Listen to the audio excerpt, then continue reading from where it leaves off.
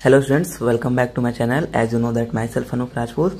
तो स्टूडेंट्स, आज हम लोग कल 4 तारीख को जो आपका साइंस के ऊपर होने वाला है उसके बेस पे हम टॉप 20 MCQ क्वेश्चन लेके आए हैं, जो यूपी बोर्ड के प्रीवियस एग्जाम में भी रिसेंटली जो एग्जाम हुआ यूपी बोर्ड का उसमें भी क्वेश्चन पूछा गया है। ठीक है, और उसी का ये पेपर भी है। तो चलिए इस क्वेश्चन को हम लोग सॉल्व करते हैं और देखते हैं इसका आंसर कितना कितना है। ठीक है, कौन कौन सा ऑप्शन इसमें सही है, कौन सा ऑप्शन सही नहीं है। ठीक है, यदि आप यूपी बोर्ड के स्टूडेंट हैं या फिर सीबीएसई बोर्ड के स्टूडेंट्स हैं, तो सीबीएसई बोर्ड के स्टूडेंट हैं तो आई होप ये क्वेश्चन उसमें आ सकते हैं। ठीक है, चांसेस बनते हैं, नहीं है आ सकते हैं तो प्रैक्टिस आपका हो जाएगा अच्छा खासा। और जो यूपी बोर्ड के स्टूडेंट होंगे वो अपना चेक कर लें कि मेरा कितना आंसर सही है।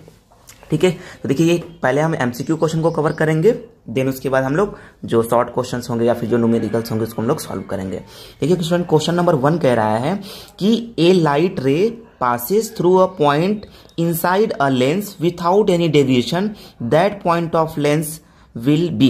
यानी कह रहा है स्टूडेंट्स कि कोई आपके पास एक लेंस है, ठीक है, और लेंस के बिल्कुल सेंटर से, मिड से, ठीक है, या लेंस के इनसाइड से जो रेज है, लाइट रेज, वो पास कर जा रही है एनी डेविएशन की।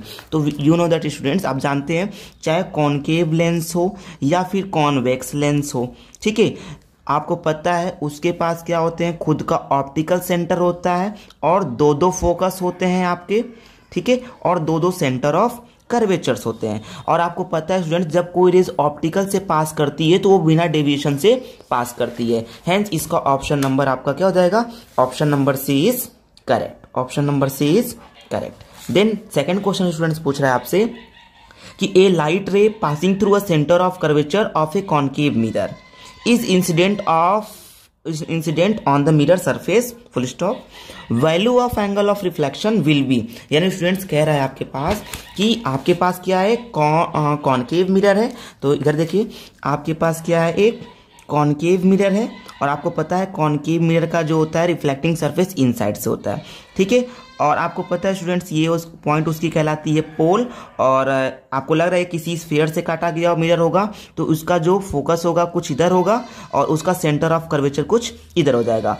और स्टूडेंट्स आप जानते हैं कि यदि कोई रेज क्या करती है, कॉनकेव मिरर पे सेंटर ऑफ कर्वेचर से पास करती है तो वो जिस पाथ पे आती है उसी पाथ पे रिफ्लेक्ट होकर के वापस चली जाती है। तो इसमें देखिए स्टूडेंट्स, और यही इसका नॉर्मल भी होता है, तो यहाँ पे एंगल ऑफ इंसिडेंट भी 0 है, एंगल ऑफ रिफ्लेक्शन भी क्या है आपका 0 है। हेंस ऑप्शन नंबर यहाँ पे सी इज करेक्ट।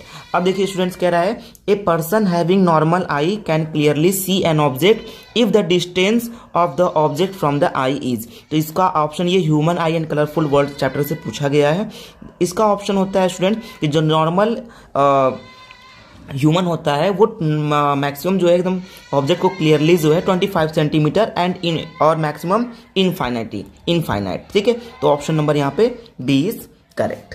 नेक्स्ट क्वेश्चन आपका स्टूडेंट्स है कि in a circuit keeping potential difference constant, resistance in the circuit is tripled, current in the circuit will becomes. तो आप इसका देखिए कैसे आप इसको सॉल्व करेंगे। कह रहा है आपके पास एक सर्किट है, तो सबसे पहले आप एक काम कीजिए, एक सर्किट बनाइए और लेट करिए उसमें जो रेजिस्टेंस होगा उसमें रेजिस्टेंस क्या होगा आपका R होगा, ठीक है। और उसमें क्या है, पोटेंशियल डिफरेंस लगाया गया है यहाँ पे, तो पोटेंशियल डिफरेंस V मान लीजिए, और इस टाइम जो इसमें करंट है वो मान लीजिए I। तो इक्वेशन क्या बनेगी आपकी करंट की, यहाँ पे देखिए ओम्स लॉ यूज करिए, V बराबर क्या हो जाएगा I इंटू R। तो यहाँ जो इस टाइम करंट बनेगा वो I बन रहा था, बोला है क्वेश्चन में ना कि इस टाइम जो करंट बन रहा है वो I, बोला नहीं, आप ऐसे मान लीजिए, ठीक है। तो I इज इक्वल टू क्या हो जाएगा, V बाई R आ जाएगा। इसको मान लीजिए आप इक्वेशन नंबर फर्स्ट मान लीजिए, ठीक है। अब कह रहा है क्वेश्चंस में कि पोटेंशियल डिफरेंस को कांस्टेंट रखा गया है और जो सर्किट में जो रेजिस्टेंस था उसको क्या किया, ट्रिपल्ड कर दिया गया है। तो यदि हम एक काम करें, पोटेंशियल डिफरेंस को कांस्टेंट मान ले और रेजिस्टेंस ट्रिपल का मतलब रेजिस्टेंस 3R हो गया, ठीक है।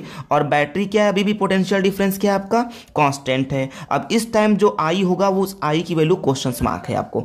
अब एक काम कीजिए, आप जानते हैं I इज इक्वल टू क्या हो जाएगा, V बाई R। R की वैल्यू कितनी है, 3R, ठीक है। तो अब देखिए आपको यहां देखिए V बाई R, यहां पे ये क्वेश्चन नंबर फर्स्ट बन जाएगी, यानी I की वैल्यू कितनी हो जाएगी, 1/3 हो जाएगी अब यहाँ पे। सो यहाँ पे ऑप्शन नंबर यहाँ पे D इज करेक्ट, ठीक है। नेक्स्ट क्वेश्चन देखिए आपका ये था, ठीक है। कह रहा है कि in a house electricity supplied at 200 volt to electric bulb of resistance 100 ohm and 200 ohm are use in daily in house for 1 hour. Daily consumption of electric power is. तो स्टूडेंट्स आपको पता है यहाँ पे कि जो इलेक्ट्रिक पावर या बोल दीजिए यहाँ पे जो टाइम एनर्जी का जो फॉर्मूला होता है, एनर्जी इज इक्वल टू होता है आपका यहाँ पे energy is equal to power into time होता है। Energy is equal to power into time. तो कंडीशन ये मुझे पावर नहीं पता है, अब पावर का फॉर्मूला क्या हो जाएगा आपको पता है, power is equal to V I. तो वी तो मुझे पता है, क्वेश्चन में बस आई नहीं पता है। तो आप जानते हैं अगर आपको रेजिस्टेंस पता है, वोल्टेज पता है, आई निकाल सकते हैं।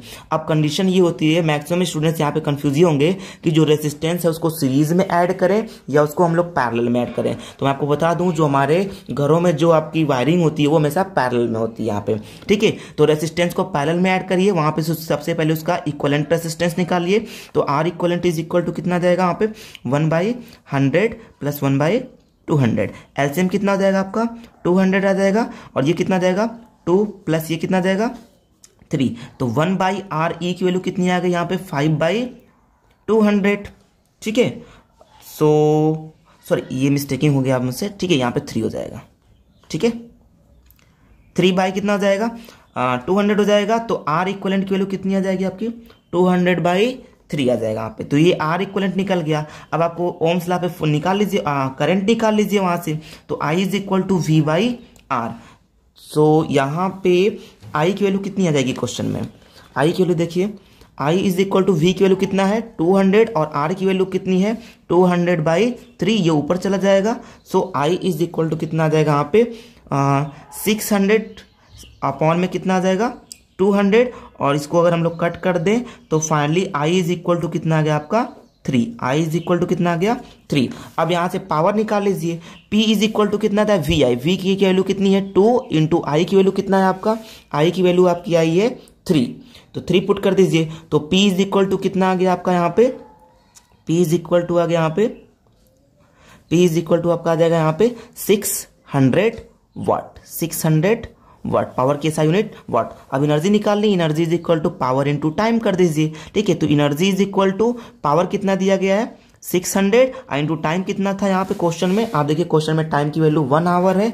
तो 1 आवर पुट कर दीजिए। तो फाइनली आपकी जो एनर्जी आ जाएगी यहाँ पे वो 600 वाट आवर आंसर आ जाएगा आपका, ठीक है। बट आंसर ये SI यूनिट में नहीं है क्योंकि किलो वाट आवर होता है यहाँ पे, बट ऑप्शन के अकॉर्डिंग देखिए वाट आवर दिया गया है, इस वजह मैंने वाट आवर। एक बार आप सोल्यूशन को देख लीजिए, चेक कर लीजिए। इस प्रकार के क्वेश्चन को हम लोग सॉल्व करेंगे। आई होप ये क्वेश्चन आपके CBSE बोर्ड एग्जाम में आ जाएगा। नेक्स्ट क्वेश्चन, नेक्स्ट क्वेश्चन देखिए, नेक्स्ट क्वेश्चन क्या है कि focal length of both a spherical mirror and the lens are -25 centimeter full stop, most probably the mirror and lens are, ठीक है। तो ये कह रहा है देखिए स्टूडेंट्स, जो मेरे हिसाब से जो कन्वेक्स मिरर होता है, कन्वेक्स मिरर का या फिर कॉनकेव लेंस, देखिए कॉनकेव क्योंकि देखिए जो लेंस दिया गया यहाँ पे, ठीक है, उसका जो फोकल लेंथ माइनस, तो जो कॉनकेव लेंस का जो फोकल लेंथ होता है वो आपका निगेटिव में होता है यहाँ पे, ठीक है। सो ऑप्शन नंबर यहाँ पे A is correct, option number A is correct, और इसका आपका यार 600 वाट आवर आया है, ठीक है। नेक्स्ट क्वेश्चन देखिए आपसे पूछा गया है, in an electrical circuit 3 resistance of 2 ohm 4 ohm and 6 ohm are connected in series full stop, a current of 2 ampere is flowing in the circuit full stop, the potential at the end of these resistance will be in order। तो आपको पता है potential difference is equal to क्या होता है I into are होता है यहाँ पे, ठीक है। तो करंट कितना है 2 एम्पियर, आर कितना है 2, 2 2 जा 4, 2 4 जा 8, 2 6 जा 12। तो I hope option number A is correct, ठीक है। 2 2 जा 4, 2 4 जा 8, 2 6 जा 12। So option number A is correct. Next देखिए आपका सेक्शन बी आया है, ठीक है। तो कह रहा है the reaction Zn plus H2SO4, अगर रिएक्शन करेंगे तो ZnSO4 प्लस H2 बना लेंगे यहाँ पे। तो आपको देख के बताना ये कौन सा रिएक्शन है। तो डेफिनेटली ये रिएक्शन देखने से ही पता चल जा रहा है यहाँ पे कि जो मोर रिएक्टिव एलिमेंट है वो लेस रिएक्टिव एलिमेंट के कंपाउंड के साथ डिस्प्लेस हो जा रहा है। तो फाइनली ये कौन सा है, डिस्प्लेसमेंट रिएक्शन है, ठीक है। फिर नेक्स्ट क्वेश्चन आपका है कॉमन नेम ऑफ Na2CO3। तो आपको पता चाहिए, बहुत इंपॉर्टेंट क्वेश्चन है ये, आपके एग्जाम में पूछा जाएगा, ये भी पूछा जा सकता है आपसे, ठीक है। तो सोडियम कार्बोनेट का जो कॉमन नेम होता है उसका नाम होता है वॉशिंग सोडा, ठीक है। नेक्स्ट ऑप्शन है यहाँ पे कि नेक्स्ट क्वेश्चन है आपका कि alkalis metal among the following, इसमें से कौन सा अल्कलीज मेटल है? So option number A is correct. जो सोडियम होता है वो क्या है? अल्कलीज मेटल, जो ग्रुप वन से बिलोंग करता है एस ब्लॉक से। ठीक है, अब नेक्स्ट क्वेश्चन देखिए आपका कह रहा है क्वेश्चन में कि कॉलम मेरे match the compound given in column A with their example with column B. तो स्टूडेंट्स हेलो एल्केन में आपको पता है कि उसकी पहचान होती है फ्लोरीन, क्लोरीन, ब्रोमीन, आयोडीन जो होते हैं। ठीक है, जब किसी अल्काइल ग्रुप के साथ फ्लोरीन, क्लोरीन, ब्रोमीन, आयोडीन लग जाते हैं तो उसको हम लोग हेलोजन ग्रुप बोलते हैं, या उसी को हेलो एल्केन ग्रुप के नाम से भी जानते हैं। तो देखिए यहाँ पे सेकंड डेफिनेटली यहाँ पे हेलो एल्केन का जो मैचिंग होगा वो इसके साथ हो जाएगा। अल्कोहल की पहचान क्या होती है? किसी फॉर्मूले या स्ट्रक्चर के लास्ट में क्या लग जाता है? OH लग जाता है, तो ये इसके साथ लग जाएगा। केटॉन में आपको पता है डबल बॉन्ड से C डबल बॉन्ड O होता है, तो C डबल बॉन्ड यहाँ पे, और केटॉन ग्रुप हमेशा क्या करता है? 2 कार्बन के बीच में ऐड होता है यहाँ पे। और अल्कीन क्या? जब किसी कार्बन कंपाउंड में डबल बॉन्ड लग जाता है तो उसे हम लोग अल्कीन बोलते हैं यहाँ पे। सो आप देखिए फर्स्ट का कौन सा है? फर्स्ट का सेकंड, और सेकंड का फर्स्ट, और सी का देखिए सी का फोर्थ, और डी का third. So option number A is correct. Next देखिए अल्कलीज मेटल आर, इसमें से कौन से अल्कलीज मेटल हैं? अभी मैंने जस्ट बताया जो ग्रुप 1 से बिलोंग करते हैं उसको हम अल्कलीज मेटल बोलते हैं। ये आपका अल्कलीज मेटल नहीं है, इसको हम लोग अर्थ अल्कलीज मेटल बोलते हैं। ठीक है, तो ऑप्शन नंबर यहाँ पे बी इज करेक्ट। ठीक, नेक्स्ट क्वेश्चन है the general formula of alkyne is. तो ये सभी को पता होगा, आपको पता है तो आप इसका जो है आंसर कमेंट बॉक्स में कीजिएगा। ठीक है, इसका आंसर वैसे CnH2n-2 होता है। अल्काइन का फॉर्मूला CnH2n-2 होता है। ठीक, नेक्स्ट क्वेश्चन है स्टूडेंट्स कि the water and mineral absorb by root are transported in plant by. तो आपको नॉर्मल सा क्वेश्चन है बायोलॉजी का। ठीक है, आपको सभी लोग को पता है कि किसी रूट में जो वाटर एंड मिनरल का जो एब्जॉर्बेशन होता है प्लांट के थ्रू, वो जाइलम के थ्रू होता है यहाँ पे। ठीक है, और ये भी पता होगा आपको question number 15 in healthy human the normal blood pressure यानी BP इज। किसी हेल्थी ह्यूमन का जो नॉर्मल ब्लड प्रेशर होता है वो 120 या 80 के रेंज में ही होता है यहाँ पे। ठीक, नेक्स्ट क्वेश्चन देखिएगा। ठीक है, which one of the following is the best example of homologous organ. ठीक है, तो स्टूडेंट्स देखिए बायोलॉजी का क्वेश्चंस है हेरिडिटी एंड इवोल्यूशन चैप्टर से। ठीक है, तो होमोलोगस का मतलब क्या होता है? यहाँ पे होमो का मतलब तो सेम होता है, होमो का मतलब सेम होता है, और लॉगस का मतलब यहाँ पे होता है स्ट्रक्चर, यानी जिनका स्ट्रक्चर सेम होता है बट उनके फंक्शन क्या होते हैं? अलग अलग होते हैं, उसको हम बोलते हैं होमोलोगस आर्गन। आई होप अगर आप बायोलॉजी के स्टूडेंट्स होंगे तो अच्छे से क्लियर जानते होंगे। ठीक है, होमोलोगस आर्गन किसे बोलते हैं? यानी जिनका क्या होता है? जिनके स्ट्रक्चर सेम होते हैं। ठीक है, फंडामेंटली अगर बात करें जिनकी स्ट्रक्चर सेम होते हैं बट फंक्शन अलग अलग होते हैं, उसको होमोलोगस आर्गन बोलते हैं। तो इसका जो ऑप्शन होगा आपका, ये option number B is correct. क्योंकि जब स्टार्टिंग में जो बर्ड्स होते हैं और किसी मैमल का जो 4 लिम्स होता है, ठीक है, तो ये दोनों क्या होते हैं? उनके बर्ड के विंग्स और मैमल के जो 4 लिम्स होते हैं वो क्या होते हैं? इनका देखो, इनका जो स्ट्रक्चर होता है ना वो सेम होता है। ठीक है, जिसे और लेकिन जो इनका फंक्शन होता है वो अलग अलग होता है। तो option number B is correct हो जाएगा आपका यहाँ पे। ठीक, ये मेंडल लॉ से क्वेश्चन पूछा गया है। ठीक है, इसको भी हम क्लियर कर देते हैं आपको मेंडल लॉ से। देखिए कह रहा है as per Mendel which of the following genotype will express tall stem and wrinkled seeds in peas. तो ये नॉर्मल सा क्वेश्चन है, ये भी बहुत इंपॉर्टेंट है। इस टॉपिक से तो पक्का 100% आपका क्वेश्चंस आने ही आने हैं यहाँ पे। ठीक है, तो आपको पता है कि जो टाल के लिए जो डोमिनेट करता है वो कैपिटल T करता है, और व्रिंकल सीड के लिए आपका स्मॉल r डोमिनेट करता है। सो ऑप्शन नंबर यहाँ पे सी इज करेक्ट। ठीक है, फिर क्वेश्चन कह रहा है asexual reproduction by binary fission take place in. तो ऑप्शन नंबर ए, अमीबा में जो होता है ये सेक्सुअल रिप्रोडक्शन के अंदर आता है, प्लस ये बाइनरी फिजन आता है। फिजन का में 2 प्रकार के होते हैं, बाइनरी फिजन, मल्टीपल फिजन। ठीक है, तो बाइनरी फिजन के अंदर अमीबा आता है, और शायद मल्टीपल फिजन के अंदर आपका शायद प्लाज्मोडियम आ जाता है यहाँ पे। ठीक है, नेक्स्ट क्वेश्चन है कि in order to protect the forest wealth the famous Chipko movement was organised by local people इन।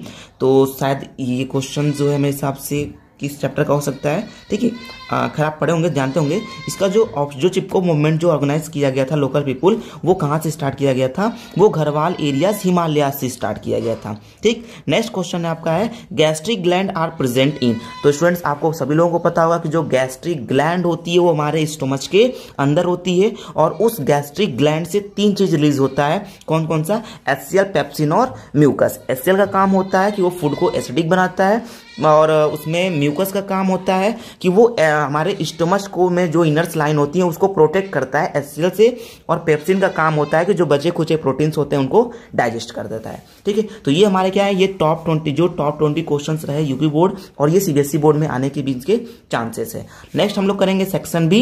ठीक है, तो आप पहले सेक्शन ए की वीडियो देख लीजिएगा, अगर क्लियर है तो सेक्शन बी के लिए कमेंट कीजिएगा, मैं सेक्शन बी के सभी क्वेश्चंस आपको सॉल्व कर दूंगा।